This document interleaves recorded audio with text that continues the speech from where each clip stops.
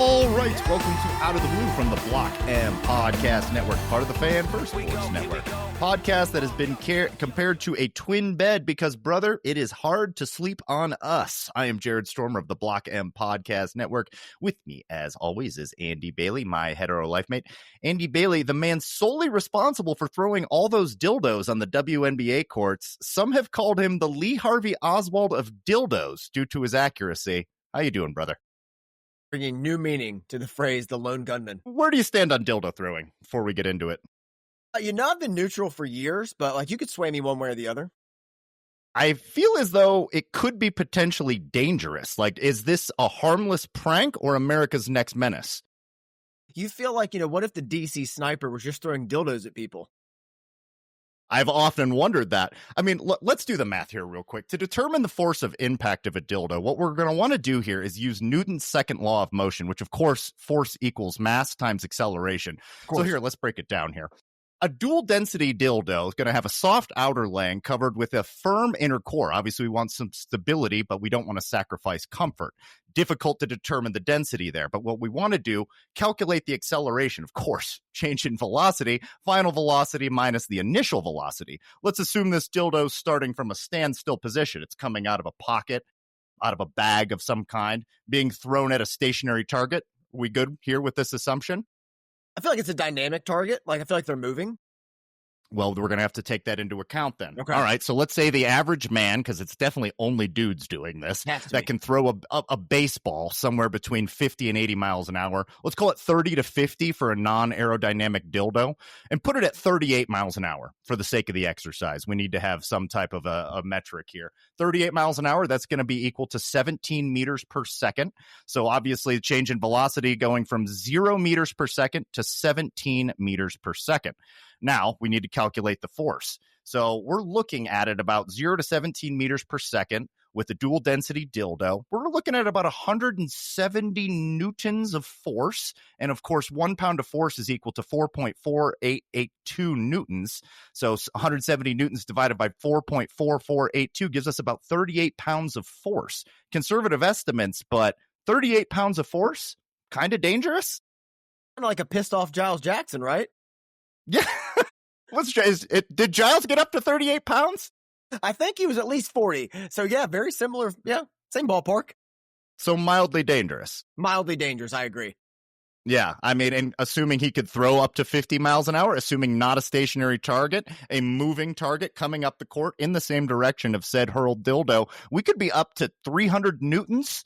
We could be up to 67, 70 pounds of force. That's a problem. We've set a podcast record for mentions of dildos and newtons. For now.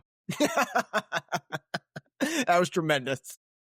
When we say we're doing the work on this podcast, this is what we mean. Jared was up late last night watching Lincoln and doing dildo girth times math.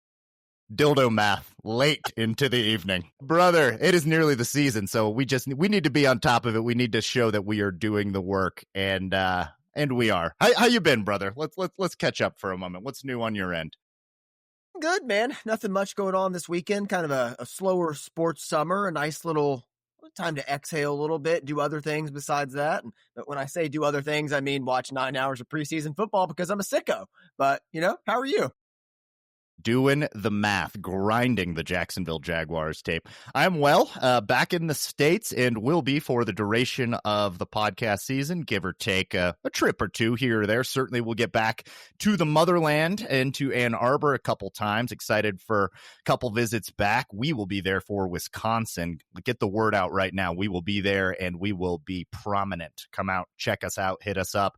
Going to be doing some interviews out in We're usually Pioneer high school guys, but I'm not opposed to golf course either. Either one. Do you have a preference on your tailgate? No. Just being around good people.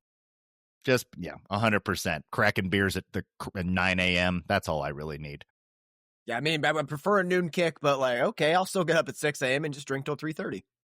Yeah, we're doing that either way. Yeah, I promise you that. We have got a big announcement here. This is the official start for us. We have mentioned, for those of you that have listened to us for a long time, that we are trying to grow the podcast this year. And in an effort to do so, we have a lot of giveaways. This is the first of many, and this is a big one, I would have to say. We are giving away an Aidan Hutchinson signed Detroit Lions jersey.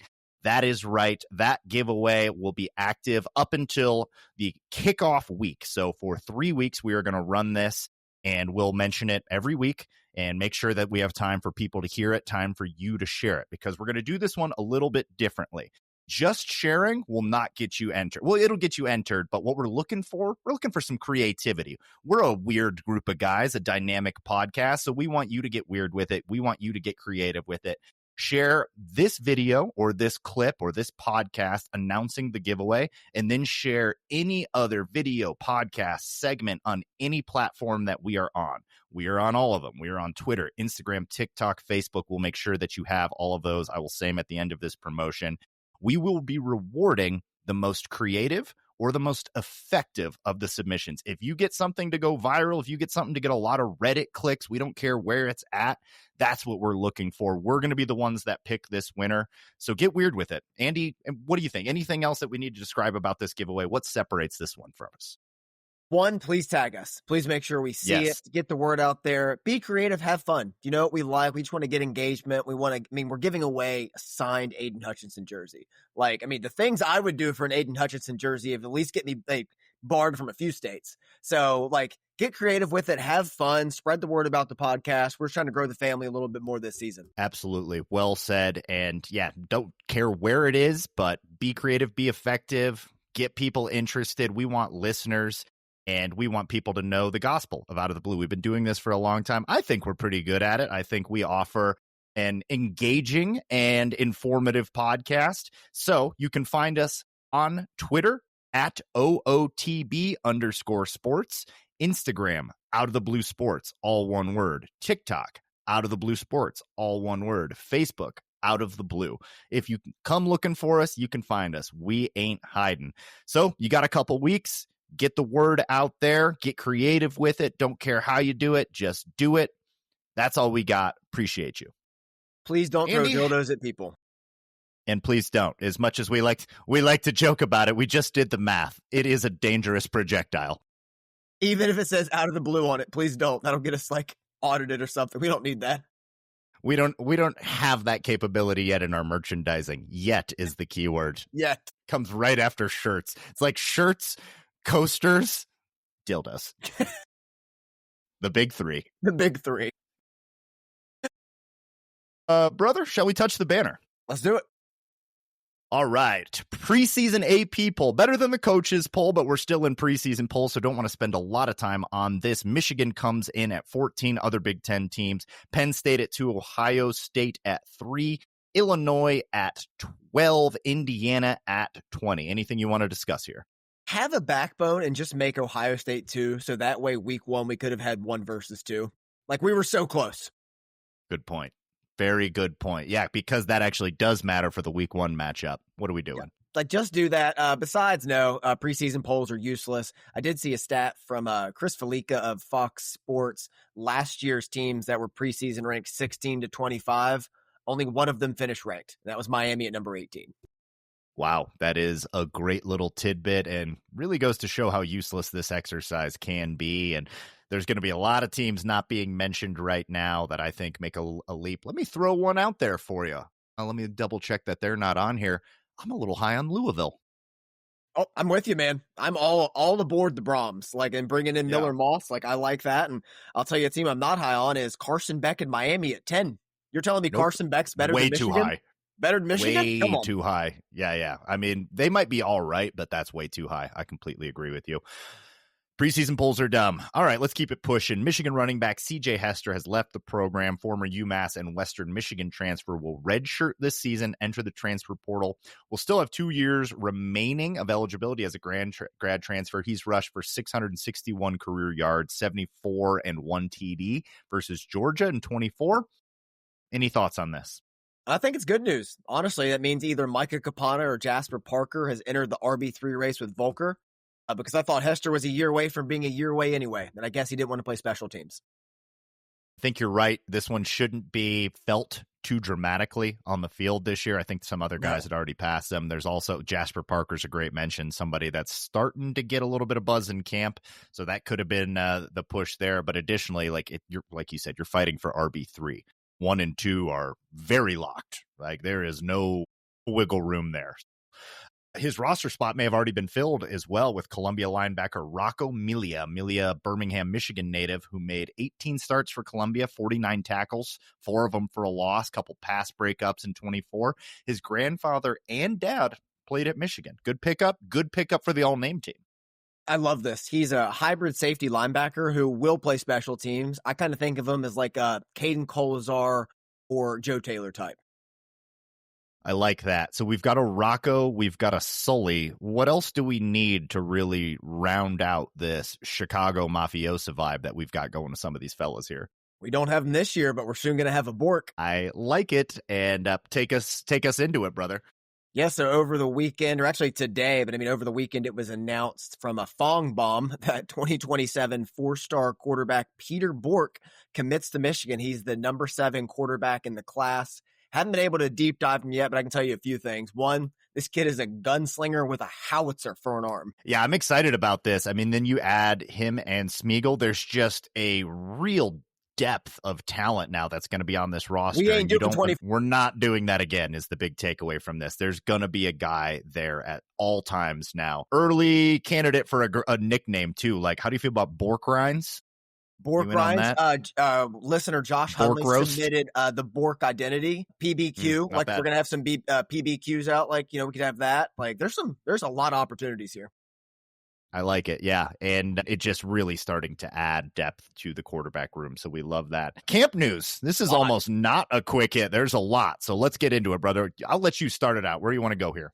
Let's go at the top, man. Left tackle battle is still a 3-man race between Evan Link, Andrew Babalola, and Blake Frazier. Where are you leaning right now? I'm going to lean. I was Andy Babs for a while. Maybe this is just me getting older and the gray hairs starting to show up in the beard. Let's not agree. Please don't say it. Evan Link. I thought it was going to be different this week. I came in, I had this thing prepared. I'm like, I lean Link here because of the experience. He's more natural on the left side. Next year, he can kick into guard, which I think is his true position. Then Babs can step up. God, that's so annoying. We haven't even talked about this. I know. No, we haven't. No, when we agree like this, it's just we kind of come to these. Now, we listen and read a lot of the same things, and I listened to Jansen, and that was what started me down the Evan Link train, apparently doing all the right things, saying all the right things from a leadership perspective at the position that you want. Now, they are also saying Andy Babs is a freak amongst freaks, and that is nothing new. But I don't know that we want to be starting a true freshman, even if you are an all-timer at the the most important position on the offensive line. It's one of the two. Maybe it depends on what scheme you're running and if you're more pass protection heavy or run blocking heavy. But I'm leaning Link right now, but if it's Andy Babs, I will be excited, but more excited for the future and kind of nervous in game. I'm kind of in that hardball mentality of where I think you could start Link early on and see how it goes just because you have experience. He's natural on the left side. Like we saw how he performed against Alabama. And then if maybe he struggles, then Babalola steps in and can get some valuable reps in. But heading into Oklahoma, especially in week 2, potentially without Sharon Moore, I think it's safer to go with Link, especially next to Giovanni El-Hadi, who the two were on the right side together. So they already have that chemistry. It's a great point, yeah, especially for Oklahoma. You don't necessarily want to throw Andy Babs and Bryce Underwood out there and be well, figure it out against Brent Venables. Enjoy on the road. It's going to be loud in Norman. As much as we may not be sold on some parts of Oklahoma, that defense should be formidable. The right guard battle, I think I might be a little bit more concerned about the fact that it's a 4-man race, and the fact that none of these guys are getting quite the praise that Andy Babs and Evan Link are getting. That 4-man battle consists of right now Nathan Afobe, Lawrence Attar, Jake Guarnara, and Brady Norton. Where are you leaning? I love Norton in the spring, but I don't have a strong lean right now. However, I will say I'm intrigued by how massive Lawrence Attar is, listed at 6'5", 335 pounds. And for a team that wants to pound the rock, talk me into that. You really get me on board on that, especially hearing Giovanni El-Hadi kind of rave about him on a podcast this past week as well. You got me there. And yeah, we obviously listened to the same podcast because I was leaning Hattar as well. I was actually leaning Hattar when he signed on because of just some of the accolades and what he's been able to do in the past, and guys that are all American at their position, albeit in a smaller conference. That gets me excited. So that was where I was leaning. But Afobe is really the only guy. We've seen some Guaranara sauce in there, but we don't really have a lot of data points on this battle yet.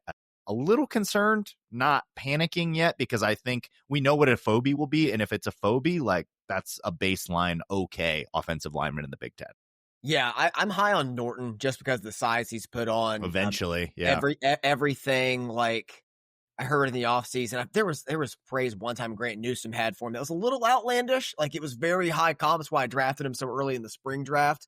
I think, honestly, Guaranara is the only one that if he started at right guard, either he's a prodigy or we're in trouble. Yeah, there's some concern. I know that is your great hope for the center position, but I haven't seen anything nor heard anything that suggests that he's this next coming of Olu Oluwatimi. So I remain where I entered camp at with the offensive line. Like nothing that I've heard has changed at all. I think I'm a little bit more accepting of the left tackle battle, being like, okay, Link Andy Babs is a pretty good battle, and like however we come out of there, we should be okay. This guard battle, I'm like, we might battle it out until week 5. That's how the center battle was last season. Yeah, it very well could end up that way. So let's keep it pushing here. Josiah Edmond getting a ton of buzz at corner. We mentioned this when we did the cornerback breakdown last week. This was one we were watching for. This is tremendous to hear. Had 2 pick sixes in fall camp.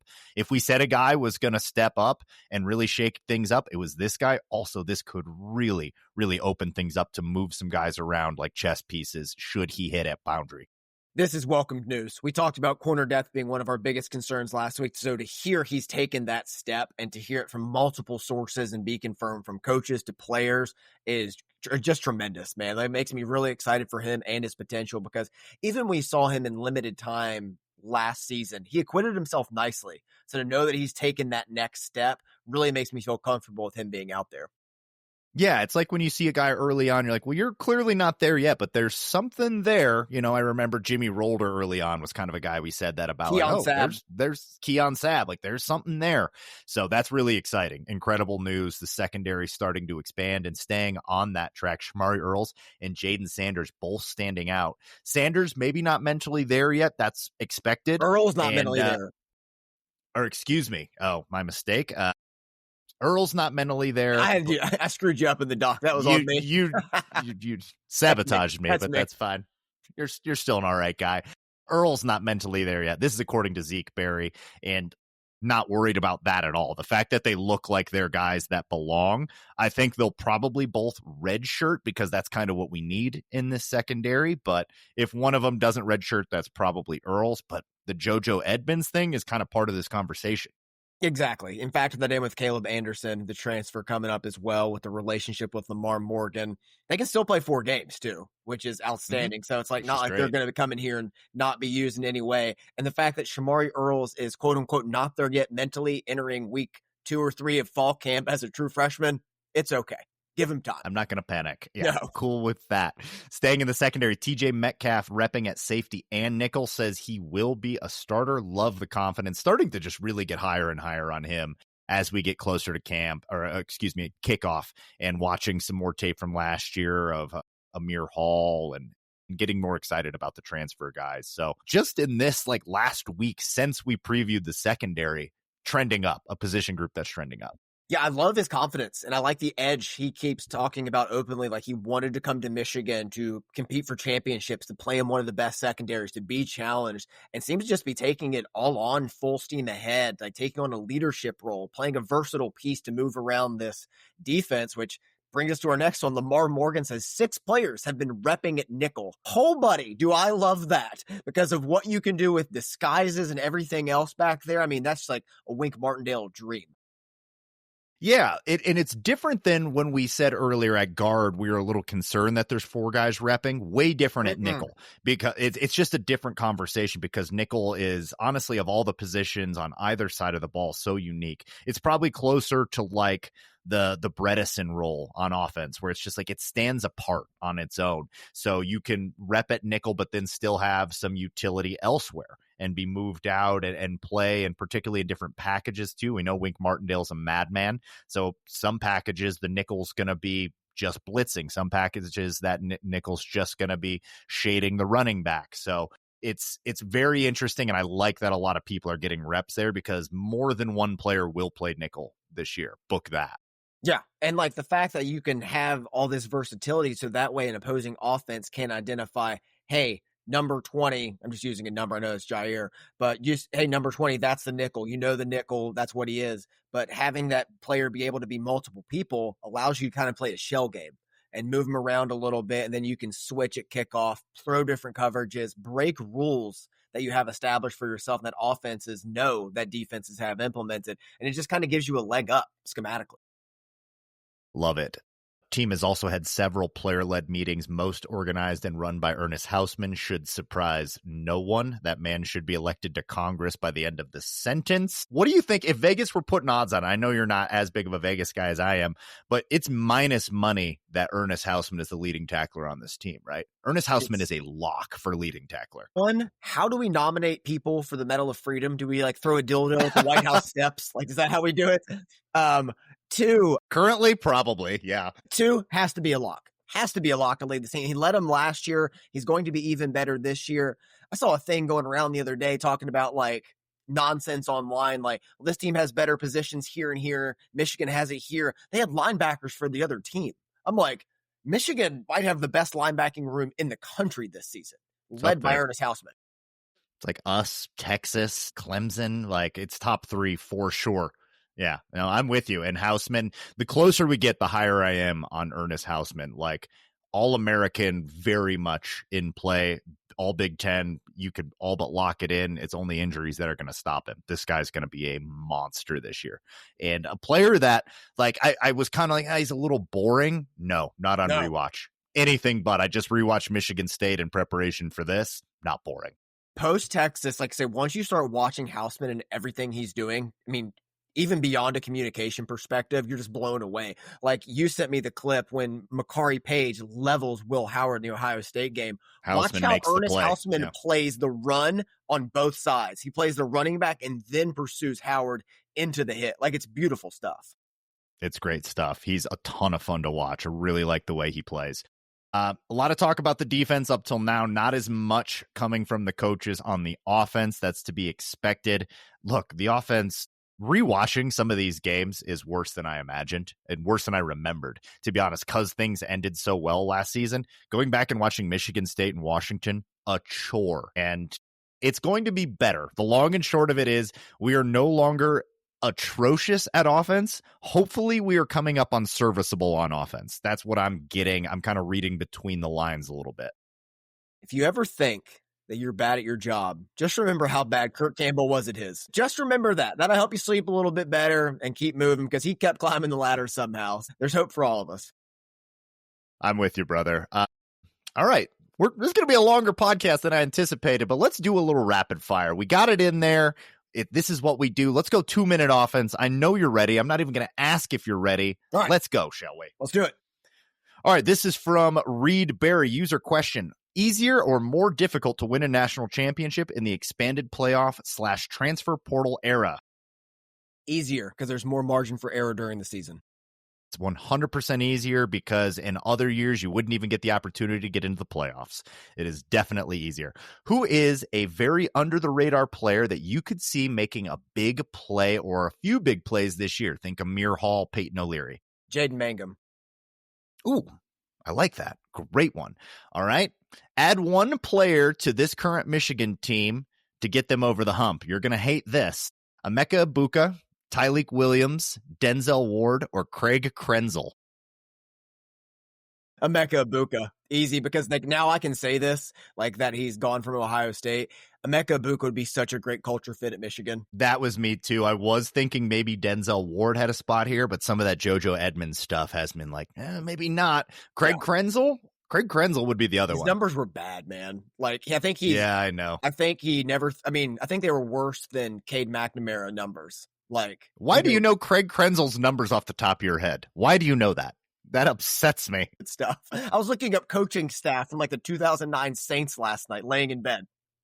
In case it comes up in conversation naturally. I'm ready for it. I have takes. All right. Pork, beef, fish, or chicken tacos? Fish. Ooh, fish every time? I think fish is like a specialty, like when you're mixing it up. Not every time. Fish at the beach for sure. Normally I'm a chicken guy, but like, man, when I think about like just like going out and getting tacos like that, I normally lean fish. Well, you have actual abs, so I get it. You can't have any of the excess fat, but all right, that's fair. I like a beef taco, and then a fish is like a great mix it up, but chicken for every day, you're right. I mean, healthy-ish, good tasting. I'm with you. More receiving yards this season, Justice Haynes or Marlon Klein? It's close, but I lean Haynes. Close. Ooh, I love this. This is what I was hoping for this question. I'm kind of with you. I think Haynes has like 450 plus receiving yards, and I think Klein. All right. I mean, I was looking at some other, previous years under Chip Lindsey. It's very much within reason. I think he could have, especially if it's a young quarterback, the dump off is going to be his best friend. So could be a little high, but I think it could get as high as 400 yards. So yeah, big screen game. I think he had a nice catch in the Michigan Rose Bowl 2 years ago. I believe so. I like it. All right. Marry, bang, kill. Casino Royale, Goldeneye, The Mask of Zorro. Not know where this was going. All right, a little controversial. I'm going to marry Goldeneye. I'm going to bang Zorro, and I'm going to kill Casino Royale. I always knew you'd bang Zorro. I said that is controversial. I think I'm marrying Casino Royale. Man, banging Zorro sounds fun, I gotta say, because Zorro is tremendous. Just watch it. These are all the same director, by the way. That's why we chose these. They're all Martin Campbell, which is just such a random filmography. I'm gonna bang Goldeneye and kill Zorro. Goldeneye was just so big for such a long period of time in my life. But man, Mask of Zorro, Catherine Zeta-Jones. Whew, come on now. If by banging Zorro, I get close to Catherine Zeta-Jones. This is how we grow our audience. This is what they want. Predict the rushing touchdown total for Bryce Underwood. I'm gonna go. I think JJ had 5 in 2022, and I'm gonna go under because I don't think they want him to take many hits at all. So I'm gonna go 3. I was right around there. I was like 3.5 is probably your over under, something like that. That sounds about right to me. Predict the sack total for Aidan Hutchinson this season. 17. We're in line. 18. If Michigan were to play another international game, where would you want it played and what opponent? Iowa in the Balkans. 0 notes. Give me a second. That's elite stuff by you. Who leads this team in pass breakups? Same player as last year, Zeke Berry. Okay, I'm with you. That's tremendous work by you. That wraps it up. We are going to take a quick break. When we come back, we have got weeks 7 through 9. We are previewing the schedule. Love this. We are in our bag. We'll be back right after this. All right, we are back. We are righteous men. College football is very good, and we are previewing college football. We are weeks 7 through 9 right now. If you did not listen to last week's episode where we talked about 10 through 12, would highly encourage you to do that. This week, we are talking Washington. We are talking Michigan State. We are talking Purdue. Oh, briefly. We will briefly mention Purdue. Let's start it with Washington, though, brother. A team that we owe some revenge to last year at Washington. This year, in our house on October 18th, lost last year 17-27 in a game that you and I really felt like was going to turn our way. Watching it, went back and rewatched it. Tough to watch, particularly on offense, like all these games in the middle of this season. Difficult rewatch. What do you remember from that game last year? The Tuttle shuttle, for one. I remember the Tuttle shuttle. I remember a big Donovan Edwards touchdown. And I remember the defense doing everything they could in the second half to give this team a chance, and the offense still finding a way to fail. We created something called the Tuttle shuttle, despite the fact he went 10 of 18 for 98 yards, a touchdown, and an interception. And we're like, all aboard! That train never really left the station. Donovan Edwards ran for 95 yards and a touchdown, averaged about 7 yards per carry on that, thanks in large part to a 40-yard rush. He was big in that one. Defense did their job. Like we said, the final score of this one, 17-27, kind of got away from them late there. Really interestingly, the time of possession in this game, Michigan won 30-30 to 29-30. It was back and forth. It was like anyone's going to win this. I remember the Ernest Hausman interception as like huge. That is going to change things up. Like Ernest Hausman rises up, gets an incredible interception over the middle. If I'm not mistaken, Will Rogers' first of the year up to that point. Yeah. And didn't mean anything because we didn't have an offense to back it up. This was about when you and I started to get beyond frustrated, despite the fact that we like what we saw from Tuttle. We're just like, we don't have anything on offense to combat this.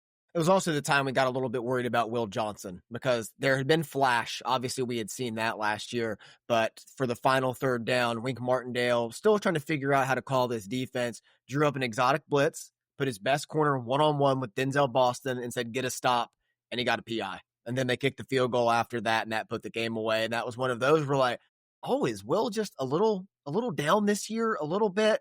And I think that was kind of reflected throughout, whether it was an injury, whether it was something else mixed in, something was factoring into kind of his decline last season.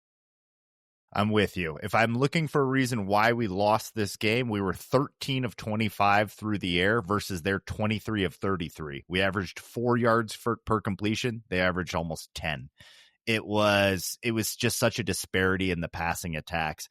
We couldn't overcome it. We ran the ball 37 times to their 35, but they were actually able to have that balance, which helped and actually outrushed them per rush there, 4.7 to 3.3 yards per game. But big difference this year. They've got to come across the country to us. We have mentioned multiple times on this podcast how important that is. So let's talk about where it falls on the schedule, how it sets up for both teams. Washington coming off of Ohio State at Maryland and then Rutgers. Yes, and Michigan is coming home. So after a week at USC, so coming back home. And I want to mention at the top, while Washington is riding a 20-game home winning streak, Jedd Fisch has not won a road game as Washington's head coach. And although it was only one game at Arizona, he's never won a game east of the Mississippi as a head coach. I love this. I love when you can break it down into Civil War terms for me. Yeah, so it's like he can't get it done on the road, or at least, I mean, couldn't do it last year because albeit that team did look good, still like a competent team when Michigan played them, they finished 6-7 last year. They did. And this was one of the teams that I predict to take a leap. A lot of that having to do with DeMond Williams, who we will discuss certainly here when we get to their philosophy. So let's predict Washington's record up to this point. I have them at 5-1, according to our Big Ten over/under. I think they'll be 5-1, and I obviously have Michigan winning this one, so I think they'll be 5-2 coming out of it. I think I have, what do I have Washington at coming in? Same. I have them coming lower. in. Yeah, oh, do you? Okay. I have them coming in at 5-1. I have them going 8-4. I have them dropping at Wisconsin and Oregon later on. Okay, I'm with you. So let's talk a little bit of philosophy of this game. Offensive, defensive philosophy. How does Washington want to get it done in this game? They want to get it done through the air. That's the Jedd Fisch philosophy. But the only thing is, can their offensive line be better? Because they're going to have to be more balanced if they're going to find a way to win some of these tougher games, especially the road games, because they have Jonah Coleman at running back, who's one of my favorite backs in the country if he can stay healthy. And if Jedd Fisch can also remember he has him at times, because a few times last season, Fisch would fall in love with the pass and just kind of forget he has a dynamic back there. And then everything else kind of falls on the offensive line. Like, that is where I have most of my questions at for this team. It really boils down to the trenches, because you're sure you're going to talk about Denzel Boston on the perimeter, just an absolute stud in what they have at tight end. But everything with this philosophy hinges on the offensive line. It certainly does. Jedd Fisch is, for better or worse, or I mean, for lack of better comparison, he's a Harbaugh disciple, right? I mean, he was under Harbaugh. He at least brings some of those philosophies, wants to bring some of that same, definitely more pass happy than Jim Harbaugh will ever be. Jedd Fisch is. No question about it. The fact, like, Jim Harbaugh is not forgetting he has Jonah Coleman in his backfield. I promise you that. But for me, it's Damon Williams. And sometimes these bowl game performances can be a bit of lightning in a bottle or fool's gold. But in that game, he was 26 of 32 for 374 yards, 4 touchdowns, 1 interception, also ran for 48 in another. That was 5 touchdowns on the ground compared to 1 interception against a pretty good Louisville team. Again, bowl games are weird. Who's sitting? Louisville not known for their defensive prowess. I understand. But I went back and watched a little bit of that game prepping for this, not the whole thing, just the highlights. Damon Williams looked electric. And I'm not sure how well that throwing motion will translate, but the rushing element will translate. I think he's going to be dynamic, and I think against lesser secondaries, Zeke Berry and company and Jair Hill are going to present problems. Lesser secondaries, I think Damon Williams is going to light them up. Yeah, I have some issues with him throwing the football, and I thought the same thing that you did with that Louisville game, because the year before, Miller Moss threw for 370 and 6 touchdowns against Louisville. Same Those are large numbers. Exactly. And then ended up getting benched and transferring. So again, grain of salt, but like there is talent there. And I think that's the underlying point, especially with the legs. Like I think he is very mobile. He can hurt teams that are undisciplined. And as far as a thrower, while I still think he has ways to go to develop, Jedd Fisch is excellent at putting him in positions to succeed.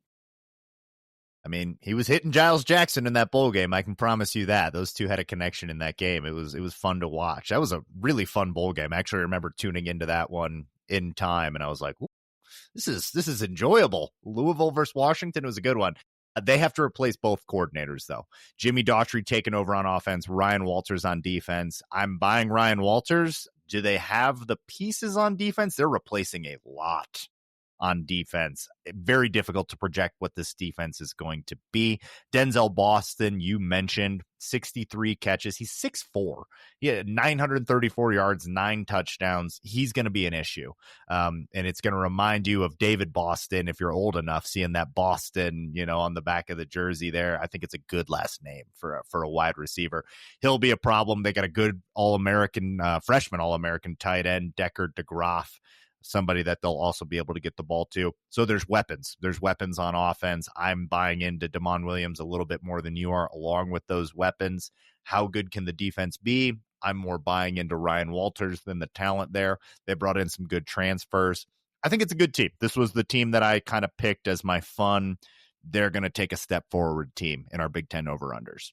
Yeah, with the defense switching sides of the ball, I do have a lot of questions, because last year you could make a case that secondary under Steve Belichick was the best in the country, given what was in front of them. I mean, they were second in the country in terms of yards and 8th against the rush.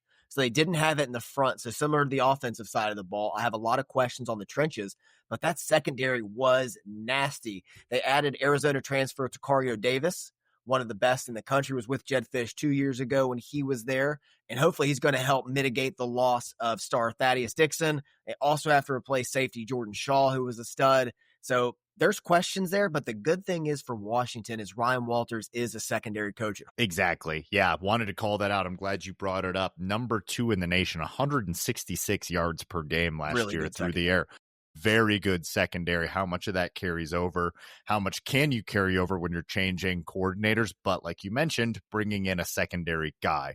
So that's why I'm kind of buying into it. No way it's top 5 again, but can it be top 15, top 25? Maybe. And if so, with an improved offense, reason to believe this is an 8-9 win team. So let's predict the spread, brother. What do you got this? At home versus Michigan in October. Michigan by 4.5. Okay. Maybe actually more, 6.5. Coming a couple times. Come on. 6.5. Sorry, man. That's all right. I was going to go 7.5. Yeah. I think Michigan matches up well against these guys. I don't know how well they're going to be able to stop the run. I buy the secondary getting it together a decent amount. I don't know that in 1 year you can rebuild a run defense with a new coordinator. I don't know what this run defense is. I look up and down that line and I'm like, okay, in theory, but in practice, there's not much for me to lean on there. I think Michigan should be able to handle this team. And I mean, they beat us by 10 last year. I think we should be able to return the favor. It's very much finesse versus physicality.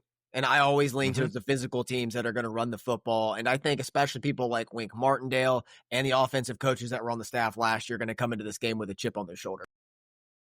I'm with you, brother. All right, we got a rivalry game to discuss here at Michigan State, October 25th. Little brother, petit frère. Last year at Michigan, we beat them 24-17. I hated rewatching this game. I don't think I realized, like in the moment, I think we were just so happy to get through it. They beat us by 15 minutes in time of possession in this game. It is a brutal rewatch. I am flabbergasted that we found a way to win it last year. We have got to have a different approach. It has to unfold differently this year, because if you go in and play like that again, they will find a way to win. Aidan Childs is a good enough quarterback. Nick Marsh is a good enough receiver. They'll be able to run the ball. Jonathan Smith is competent. Cannot unfold like it did last year.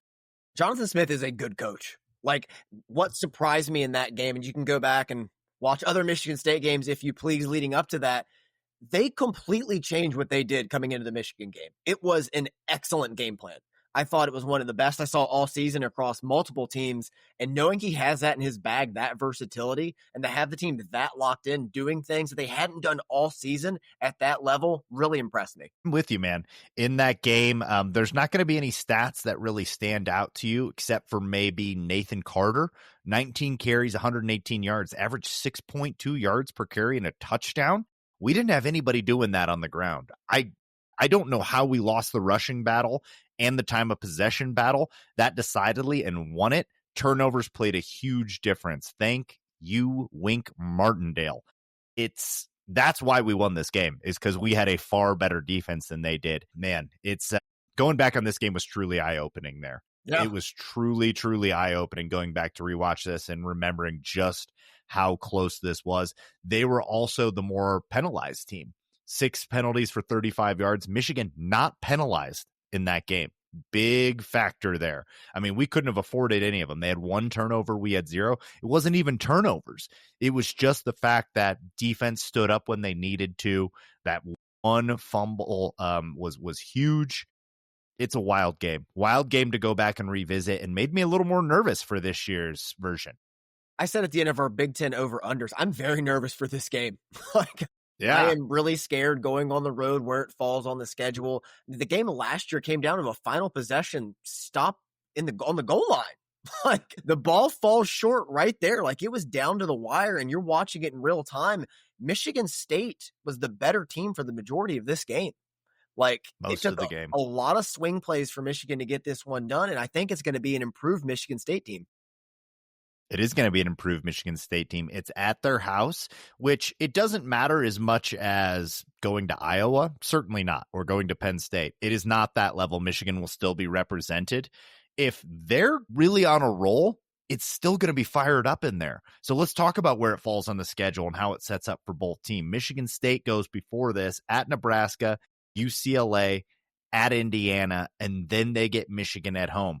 Look, if Michigan State goes at Indiana and wins, or goes at Nebraska and wins, either one of those, this fan base can be fired up and ready for this game. They'll probably be fired up and ready for this game regardless. Yeah, but if they get one of those, I mean, they're going to be rolling, because I know Michigan State fans like to point to 2021 and the run they had in the 2010s, but a lot of that's ancient history now. Michigan State is 27-29 and have played in 1 bowl game since D'Antonio retired. So, like, just getting any momentum, getting one of those signature wins, they're going to come into this game like it's the Super Bowl with everything on the line, especially after what Michigan did the last time they were at Spartan Stadium. Yeah, you're absolutely right there. They want revenge. This team will be fired up. Jonathan Smith is going to get him fired up. This has to be the one Jonathan Smith is circling too, right? At home versus a rival. Like, this is the one that he's circling, that he thinks, like, A, we can get them because we don't expect their offense will be better. Michigan's offense will be better, he's saying. But, like, they beat us through defense last year. He's probably telling his team there's no Kenneth Grant, there's no Mason Graham, go out there and get this one. I think they're going to play us that way too, man. I'm way more nervous having done the prep for this than I was in our Big Ten over-unders there. So speaking of the Big Ten over-unders, what do you have Michigan State's record up to this point coming into the game? Up to this point, I have them 4-3. I have them the same. They could be 5-2. Yeah, Easily. Like if they snag one of those games, like they At could Nebraska, yep. at Indiana, or maybe it's At at Indiana, USC. Like who knows? Like yeah. they could very easily get one of those games. I'm with you, man. Let's talk offensive and defensive philosophy. They bring back a lot of key players. Starts at the top with quarterback Aidan Chiles, who I liked what I saw. Now, he's certainly not the most elite quarterback, but there are tools there that I think you can really build upon, and he could end up being one of the better quarterbacks. Of the guys they've had come through in the last couple of years, I think I'm more in on him than a lot of these other guys. You couple that with Nick Marsh, wide receiver, who put up some great statistics last year, tight end Jack Velling. Like Velling. They're bringing back, oh, excuse me, my mistake there. Stanton, Ramil, both their tackles, left and right, are coming back. So the offensive line should be good. You should be able to run the ball. Aidan Chiles and Nick Marsh is a great place to start. I don't think it's going to be an explosive offense, but it'll be better than they were last year. And last year they gave us trouble. Yeah, they've prioritized speed at the skill positions. They added Sacramento State transfer running back Elijah Tolliver, who seems to be the guy they're leaning on with Nathan Carter moving on. For me, it all comes down to if can Aidan Chiles cut down his erratic tendencies. That's what he did in the Michigan game, and that's what made it so close, or did it for the most part. If he can just settle down and largely be a game manager and then use his elite athleticism, throwing and running when the time calls for it and it's right, and minimize those mistakes, it's going to be a very dangerous team. I think philosophy-wise, Jonathan Smith, very similar to Michigan, would prefer to run the ball and then have his quarterback be more of a advanced game manager. That'll be difficult versus Michigan. We obviously know that, but they've got enough with Chiles and Nick Marsh that I think that'll let the running game kind of develop. Maybe you pass to set up the run rather than run to set up the pass. I think it'll be there for them. I don't think they're going to necessarily blow Michigan's doors off. They put up 17 points last year. Do I think they can get to 17 again? I absolutely do. I think they could get up to 21, 23 points against this Michigan defense with their current offense. What do you think offensively is going to be the plan of attack? Honestly, I don't know because of what he did last year, like how he just completely flipped his philosophy. I will say it's year 2 of offensive coordinator Brian Lindgren's system. So that, again, gives me some nerves just because there's that familiarity, growth for Chiles to really take that next step. But I think you hit the nail on the head. I think at heart, they want to be balanced, but they want to get the ball going one way or the other on the ground. And like whether they have to do that first or they have to use the pass like you suggested, which is a good idea, but they're going to be creative. They're going to do things. They might scrap what they've done most of the season and put something new in because that's the kind of game planner Jonathan Smith is. And he didn't improve by 3 wins in his second year at Oregon State by just getting lucky. With you there. On defense, they returned starters at edge and at defensive tackle in Jalen Thompson and Alex Van Sumeren, lame, respectively. They've got both their safeties coming back, including Malik Spencer, probably the best player on this defense. They got a linebacker they like in Jordan Hall. There's guys here on the defense, too. Like, there is every reason. I think that's why you and I both chose over for this team. There's every reason to believe this team will be better on defense as well.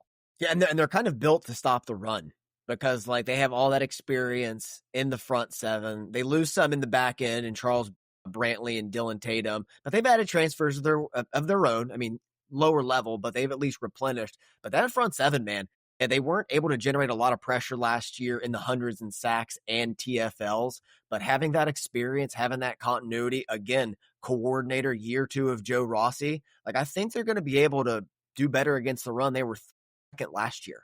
So I think they can take another step this year and add a little bit more havoc when they're rushing the passer. Yeah, number 108 last year in sacks. They couldn't get after the quarterback last year. I think they'll be able to do that more so this year. Yeah, this was an interesting breakdown. By far, of all the breakdowns that I've done, nothing made me change my tune more than rewatching that game and doing a deep dive on Michigan State for this prep. Where do you have the spread, brother? Michigan 3.5. I'm gonna go Michigan 2.5. Michigan, 1.5. Low. This makes me nervous. Also, this makes me way more nervous. Michigan cannot sleepwalk this one. No. Gotta be fired up. Another thing I like for Michigan State is their punter. Ryan Eckley led the Big Ten and was third nationally, averaging almost 48 yards a punt in a tight game with field position on the line. That's going to matter. Yeah. And one thing we didn't mention was where this comes from Michigan. At USC, Washington, at Michigan State. Can't sleepwalk it. Can't sleepwalk any of Wisconsin at USC, Washington at Michigan State. The crux of the schedule. Can't sleepwalk any of them. Should be favored in all of them. Cannot sleepwalk a one of them. Yeah, this is a very important stretch for Michigan. It's the longest without a bye, sandwiched in there at the 5 games in the middle of the season. Purdue the next week, so they should be able to really lock in on Michigan State. And again, come on, it's a state rivalry. They will be ready for this. They'll be fired up. Especially once you see a more competent Michigan State team early in the season. Could they be ranked is the other part of that. Like if they're 5-2, they're ranked. Yeah, for sure. They're ranked, and that's a big time matchup. And then there's Purdue. Finally, some reprieve. November 1st. Did not play last year, so nothing to go over there. Where it falls on the schedule, they have to go at Minnesota, at Northwestern, Rutgers, at Michigan, which, look, that's pretty tough for like an above average SEC team. Like Florida would struggle with that. Purdue's really going to struggle with that. That's too tough for Purdue. So what do you think about where this falls on the schedule for both of us? Good for Michigan, obviously, as we're going to need a little break after we just ran through a bunch of like teams we should be favored against but can't sleepwalk against. Purdue doesn't have a lot of roster talent. I mean, as far as we know, because they only have one returning starter in Devin Mockabee, who loves West Lafayette more than I love my wife. But Barry Odom's a good coach, and this game worries me a little bit just because it's sandwiched after an emotional game and before a bye week. So, like, there's a little bit. Like, I could see a letdown emotionally for Michigan, kind of like a slog game, but I can't see a loss any way, shape, or form. I do believe in Barry Odom. Like, I thought what he did at UNLV was kind of undersold. Like, that was a horrendous program generationally and immediately turned them around. But there are so many question marks on this team. I just can't see them, especially with this schedule, being able to give Michigan much of a problem after the first quarter. Yeah. I mean, I'll say what I said on our Big Ten over-unders. You have an adult in the room, but the children have already shit on the walls. So it's just too much to fix for Barry Odom in year one. Michigan can out-talent this team. This team, New Mexico, Northwestern, Michigan can just out-talent. You could sleepwalk through this game and still get it. You can't, like, fall asleep. You could sleepwalk. You could be lazily lumbering throughout the castle. But, yeah, they should be fine in this one. I'm not too worried about it. What do you got Purdue's record up to this point?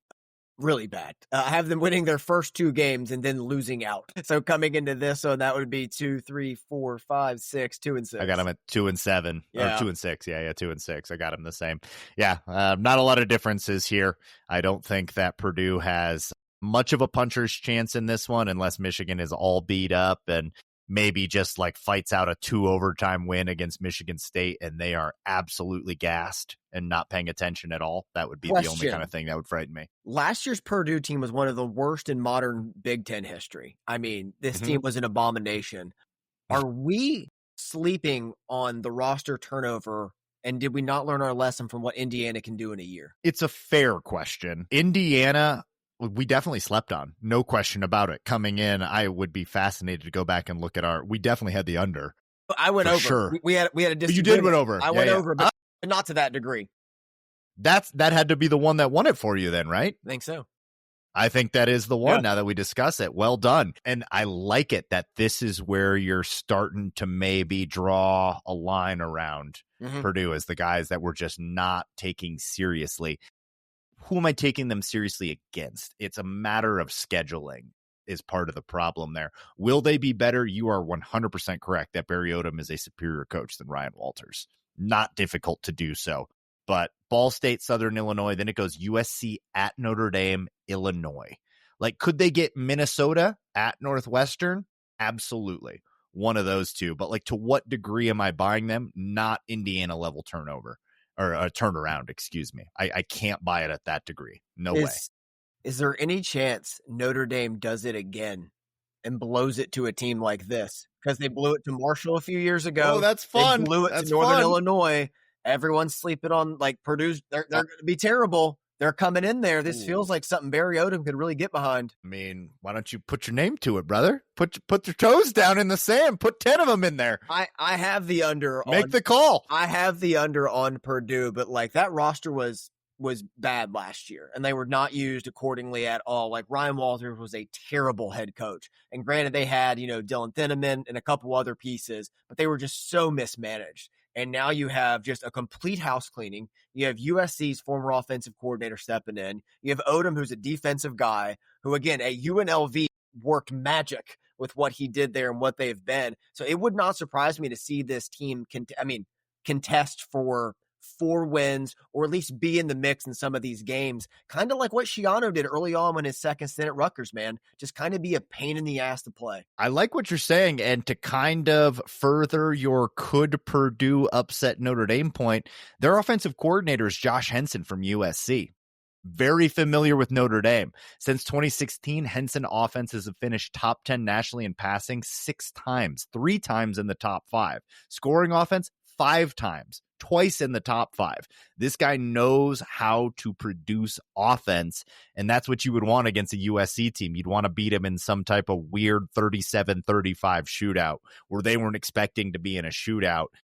You've talked me into Northwestern and Purdue.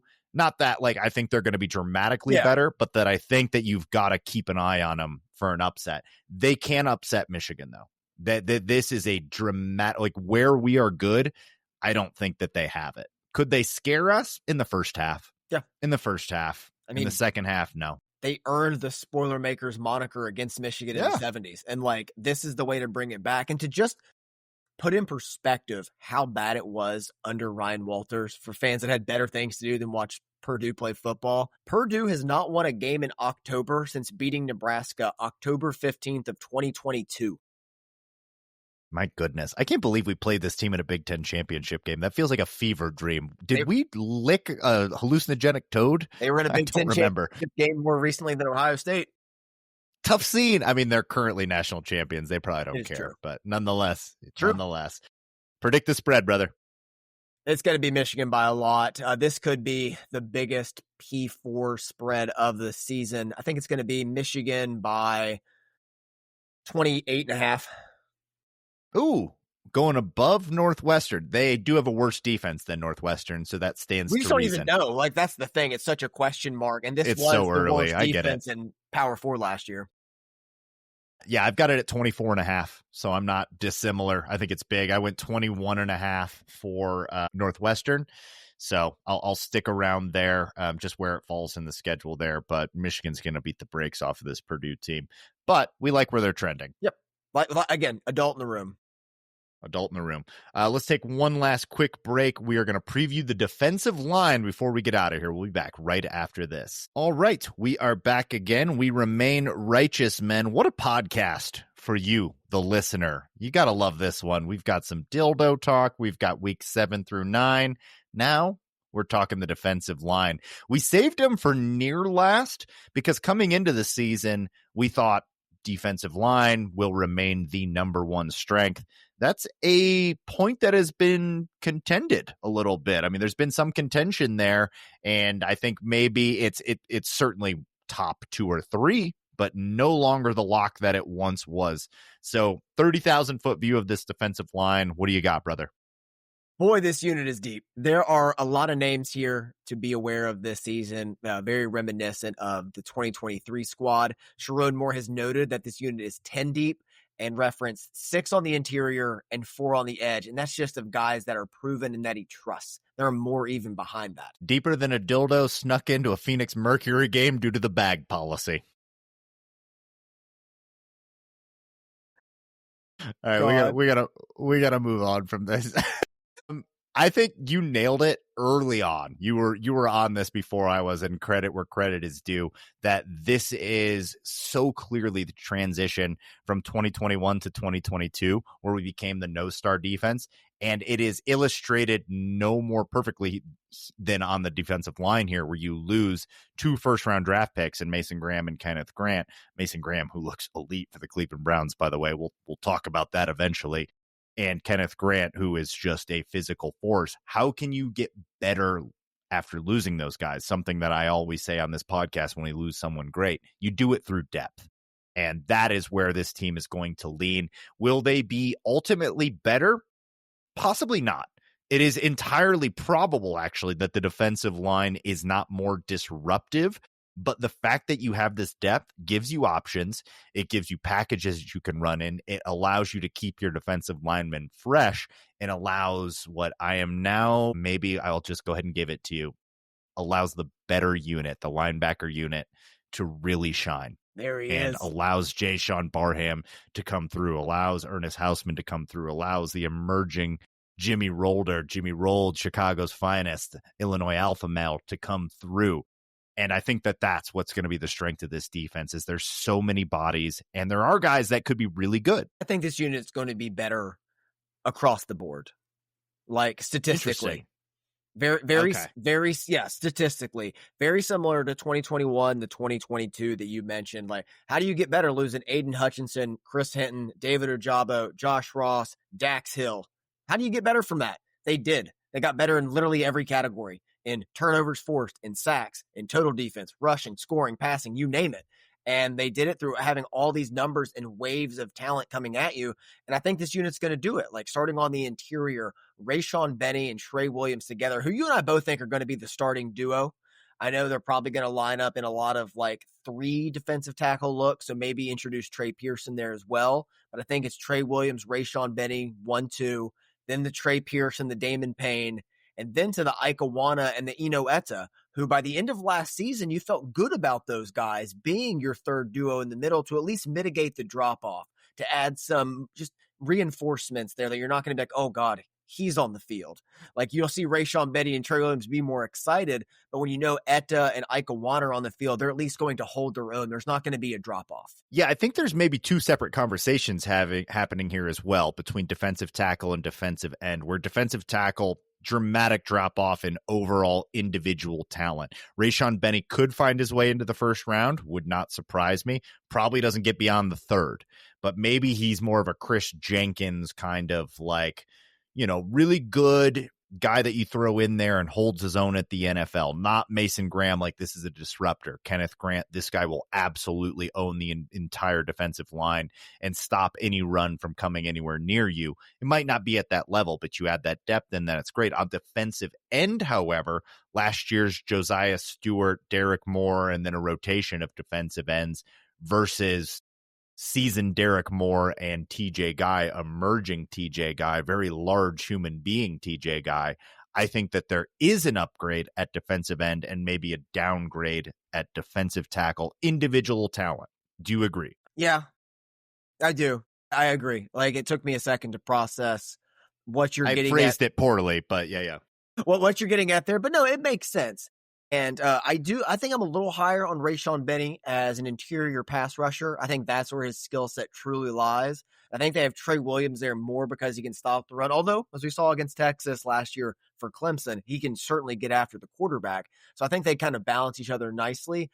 But on the edge, man, like I do think there is an upgrade. I think Derek Moore took big strides towards the end of last season, kind of finally becoming the player we've wanted to see ever since we saw him in the spring game several years ago as a true freshman. Seems to really be on the precipice of taking that next step and putting it all together.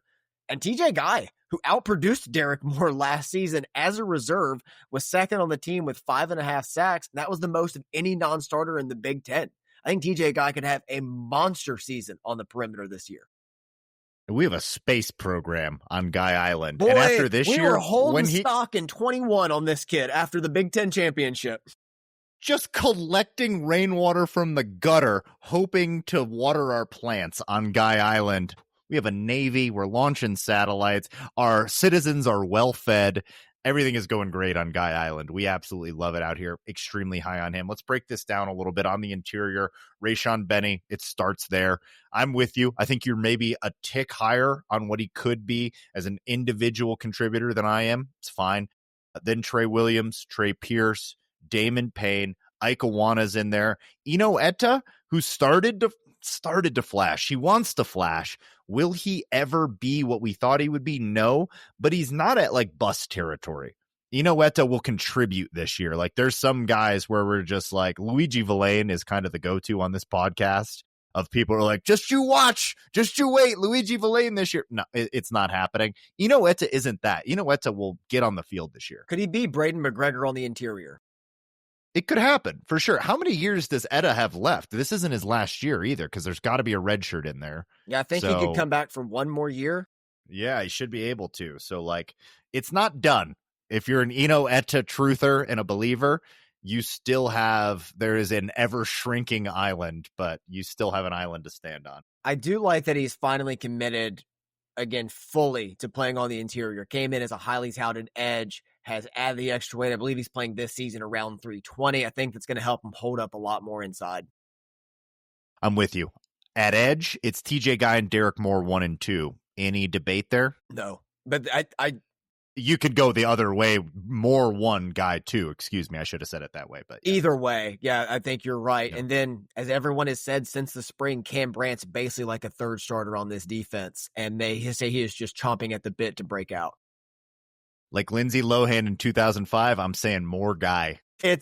I think Brandt's going to be something this year, and I like the fact that he's one of the bigger edges on the team, listed at 270 right now. Like, I think he's going to do a lot of things that other guys can't. And I think that pairs nicely with Dom Nichols, who might be the most talented true pass rusher on this defensive line, but he still has a little ways to go in terms of being a run stopper. Yes, and at defensive end, there's depth, but the depth is kind of like in secondary where we were talking about last week, where it's like, there are names there. Who emerges? Like, you would have to assume with Michigan's track record, somebody will emerge. Nate Marshall, finally starting to hear some stuff about Nate Marshall, kind of waiting on that. Devin Baxter was the guy that I had singled out as the guy that I was most excited about based on high school tape. There's also Ludgard Epkopoi. I always will mess up that name. I apologize. He came in extremely raw. Haven't heard anything about him yet. But all these guys are extremely highly rated, big edge rushers too.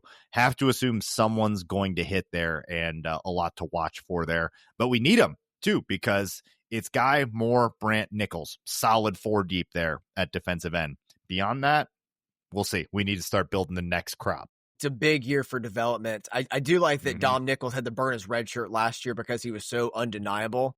Yeah.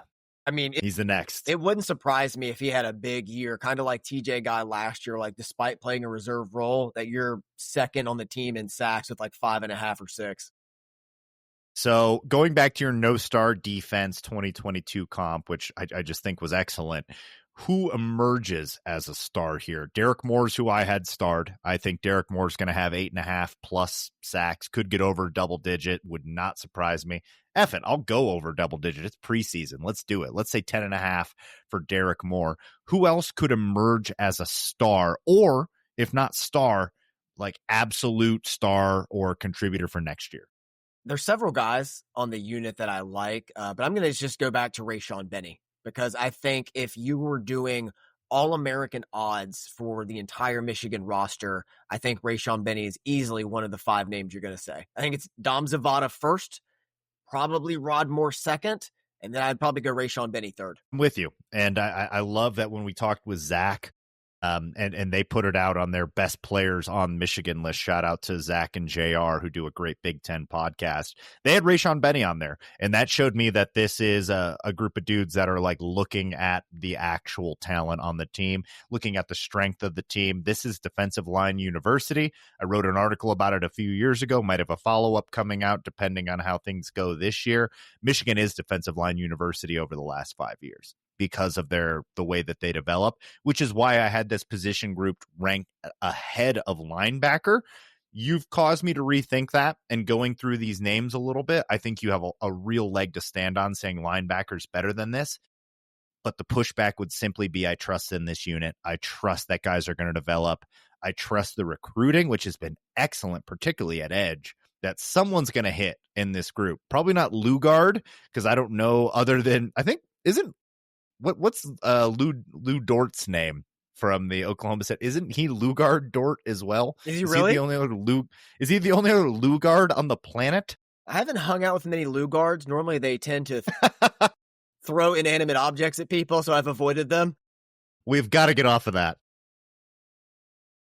But yeah, I mean, there's a lot of potential there, but then it's like, it's more name familiarity than anything proven. So it's like, okay, who's going to pop? Can Dom Nichols take that sophomore leap? Is Cam Brandt the game record that we kind of got a glimpse of against Alabama? He finished that game with 3 tackles, a sack, and a tackle for loss. Like, they were doing things and getting that valuable experience, but now can they extrapolate that over an entire season? Tend to agree. And the recruiting, it's so much projection at this point. Like who's going to be the one that breaks out from there. But I like what we've done there. I like the depth here. An injury to Rayshawn Benny could really change things up, because I think that he's the only one that possesses like star potential for this year.